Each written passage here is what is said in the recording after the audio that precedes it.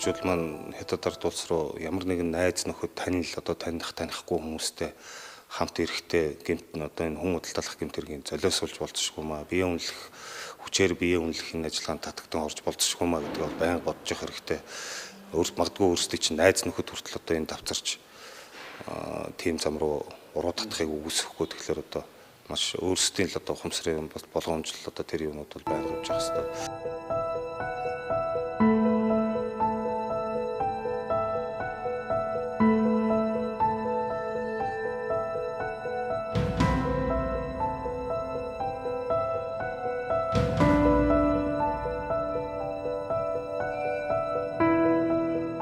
За 90 хотод бол албан бус тоогоор ер нь 200 гаруй 250 орчим л гэсэн тоо байдаг. Энд бол яг нарийн тоо гараад бас болдоггүй. Ягаад гэвэл хятадын бусад нутгууд руу Хонконг, Макао руу дамжин өнгөрөх гол бааз нь бол 90 болоод явтна. 90 хот болоо явчихдаг учраас энэ төгрөг өөрсдийнхээ санхүүгийн боломжийг бас сайтар тооцож явах хэрэгтэй.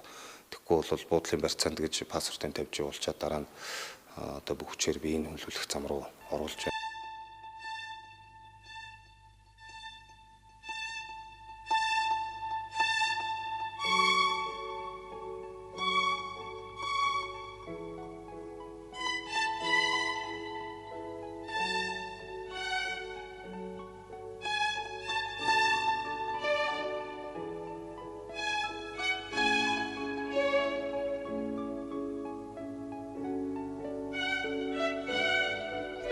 Өөрсдөөс нь асуухлаар бол анх эрэхтэй дандаа найз нөхдөөрөө зуучлуулад одоо ирээдлийн барьцаанд үлдээд орсон гэсэн тийм зүйл ярьдаг. Түрүүн бас өөрөө асууж ирсэн одоо энэ нөхдүүдийн аюулгүй байдал юу ямар төвшөнд байдаг юм бэ гэдэг. Энэ бол одоо аюулгүй байдал ямарч баталгаа байна.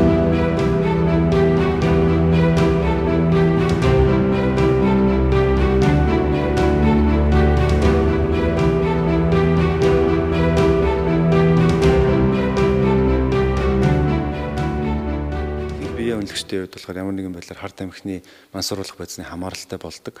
Тэгээд тэр нь бол бас энэ биеийн үнэлэгт нь нэлээд их тэгж өөрийг нь тэрэнд навтуулдаг, донтуулдаг. Тэгж тийм аргаар одоо биеийг нь үнэлүүлдэг гэсэн иймэрхүү мэдээлэлүүд байгаа. Энэ дээр танд ямар нэгэн мэдээлэл байна уу? За яг тодорхой мэдээлэл юм бол зарим тэр биеийг үнэлүүлж байгаа газрынх нь эзэд энэ хард амх мансууруулах төрлийн бодис одоо мөс гэж ярьдаг тийм ээ. Энийг хэрэглэх юм бол турдаг гэж ойлгуулдаг. Одоо гойлог болно гэж. Тэгээд одоо яадаг бас нөгөө үйлчлүүлж байгаа хүмүүс нь өөрсдөө нөгөө бие үнэлж байгаа хүмүүсд хард амх мансууруулах төрлийн бодис хэрэглэхийг шахдаг. За тэгээд 2-3 хэрэглэсний дараа биеийн донтож эхэлдэг.